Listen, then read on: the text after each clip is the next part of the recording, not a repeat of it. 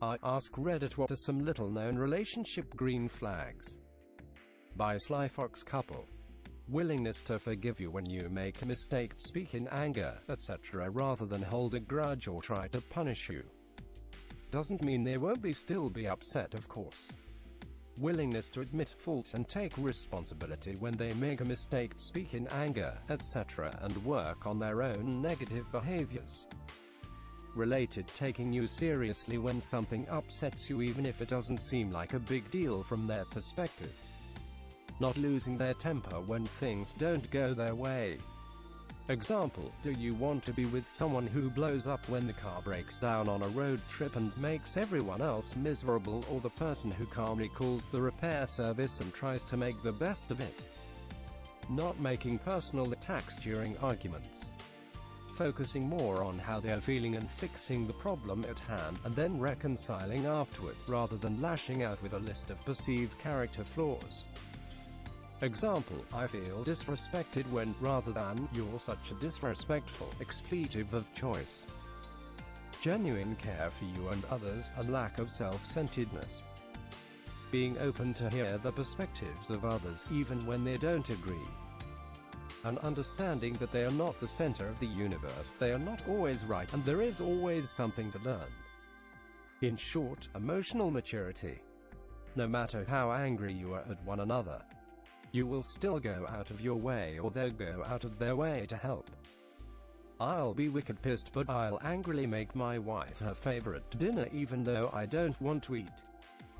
No matter how angry we're at one another, usually only lasts a short period of time, we will never sabotage or try to teach them a lesson. Many times, it ends up being both apologizing to one another. Arguing and getting angry is just part of the relationship and unavoidable. It is how you deal with it that sets it apart from a healthy relationship versus a bad one. Able to forgive mistakes.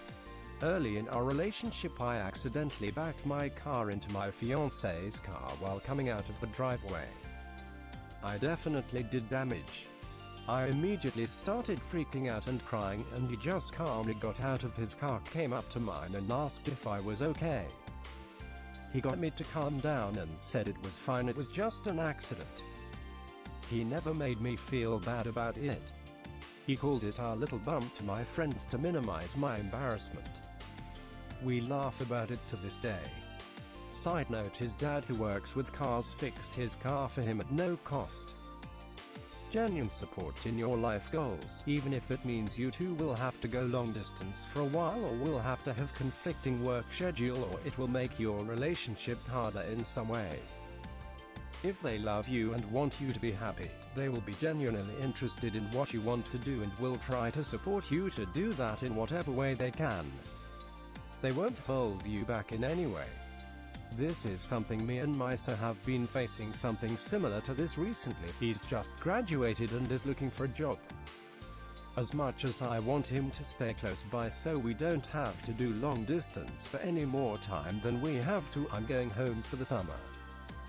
But if he gets a job the other side of the country, I won't stop him, and as long as I'm around, I'll help him pack up.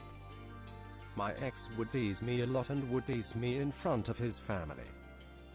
He would say things like, "Oh, she changed her outfit 3 times because she thought you guys would judge her." Or, "She didn't really want to come over but I convinced her." He would be laughing and joking, but these things would be the truth. When I was going to meet my current boyfriend's family, I was really nervous.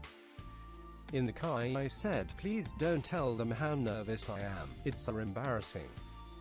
He looked at me in shock and said, "I'm on your side. Why would I tell them that?" And it was like a freaking light bulb. Love this guy, smiley face. Being able to have healthy conflict without fear that conflict will cause the end of the relationship. It's green flag, and a relief to have natural disagreements and communication about those disagreements without constant fear that someone's going to hit the nuclear option. Listening to you and remembering the things you've said. Back when me and my boyfriend started dating, he'd sometimes bring up things that I've said before, my favorite foods, candies, etc. Made me super happy and could tell he genuinely cared. My ex once tagged me in a post about a strawberry shortcake birthday cake. She forgot about it and nobody had ever done anything nice for it, so she was blown away when I bought one for her birthday almost a full year later. A few months later she was eating a maple bar donut and casually mentioned she wished she could have a whole maple donut cake. So the next year on her birthday I took the day off of work, and when she came home I had baked a whole maple donut cake. I'm not a baker, but that cake was amazing. Of course she still thought I didn't love her because I never did anything for her. She said that kind of stuff was baseline relationship stuff and I never went above and beyond for her. Poor girl was so broken she couldn't accept love. It's the small things. The doing something just because it will make your partner smile and wanting nothing in return.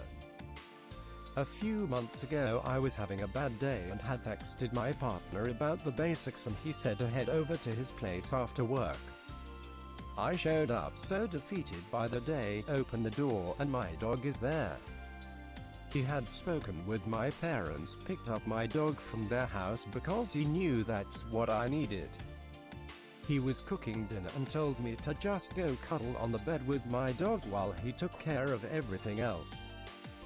That's when I knew he and I were in it for the long haul. The person makes time for you. Whether it's a romantic relationship or a friendship, people will always find a way to make time for those they care about. Let's say I'm super busy with my day. I can find 10 seconds to respond to your text. I have to eat a meal at some point, so even if I'm super pressed, I can invite you to have a meal with me at a restaurant, at a fast food place, at someone's home. I can call you when I'm driving in my car. It baffles me when people say I was too busy. Too busy to what? You mean you couldn't spare 10 seconds from your day to try to nourish your relationship with the other person? We all know you were on your phone while pooping. You could have texted then. My current boyfriend isn't good at telling me he loves me. He's not good at communicating or picking up cues sometimes because of him being autistic. I've noticed though that there's a lot of little things he does that tell me he cares. I've made a mental list. When we watch a movie, he makes sure the blanket covers my toes and that I'm not cold and that I'm comfy. He doesn't just ignore me while the movie is going, and he's always making sure I'm comfortable and happy. When we go out and I'm pulling off a hoodie, he grabs my t-shirt and holds the hem down to make sure I don't flash everyone when it lifts. It means a lot, and it's a bit funny to me that he's always watching what I'm doing and being careful. He always makes sure to walk me home now, especially after I told him I was grabbed in broad daylight and didn't want to walk home alone at night. With previous exes, fate have dismissed me and told me to suck it up, or that no way was anyone doing that to me. He listens to me when I say I'm uncomfortable and makes sure to always ask multiple times just to check. He was extremely accepting and reassuring when I told him about being molested and abused when I was younger. He's not overly possessive and he believes in me, which means a lot. I'm bi and I've had exes on both sides think badly and assume I'm cheating. He does not. He never does. He doesn't mind that my roommate is another guy and that I make semi-erotic content. He's wonderful. One of my favorite things is that he's great at communicating and working with me on little problems. He likes to listen to my perspective first and my solution, and he always trusts me and what I think. You don't have to chase him down to hang out. Like, my ex was severely mentally abusive and would punish me by blowing me off. This was after 4 years of dating, not like we were fresh and it was appropriate to not respond for days. So we finally broke up and met my now husband. He actually wanted to see me all the time. At first I thought he was a little clingy. But then I realized, if you love someone, you should want to be around them. For my wife and I, it was something on our first date that just made us feel comfortable with each other. We're both introverted and don't really like sharing details, but something between us made us feel like we could spill the non-impressive details about ourselves to one another. We were completely open books with each other.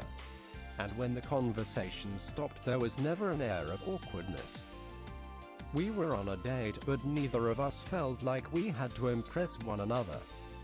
We just wanted to get to know each other. For me, when I met my now husband, I felt something I never felt before in my life, and I was 43 when I met him. I felt a complete sense of peace, ease and relaxation in my body, and a sense of palpable safety. It was really hard for me to understand that was the love my body needed. It was a work romance, and I've never mixed business and personal, so it was very hard for me to continue the relationship. I had a lot of paranoia about sabotaging my career that I'd worked very hard for. I was a single parent, but every time I thought about breaking up with him, I would feel like I was physically going to vomit, and every time I was with him, my body would feel so good, so calm, that it honestly felt weird, like I couldn't fully recognize it. Thank God I was smart enough to listen to what my body was telling me, and I stayed in the relationship. I finally met a person for me, and I almost didn't recognize the signs because it was such an unfamiliar feeling. So my advice is, listen to your body. If your stomach feels tight, if you feel like you can't talk, or if you feel like you have to walk on eggshells, red flag. If your body feels relaxed, easy, and you get to be fully who you are, major green flag.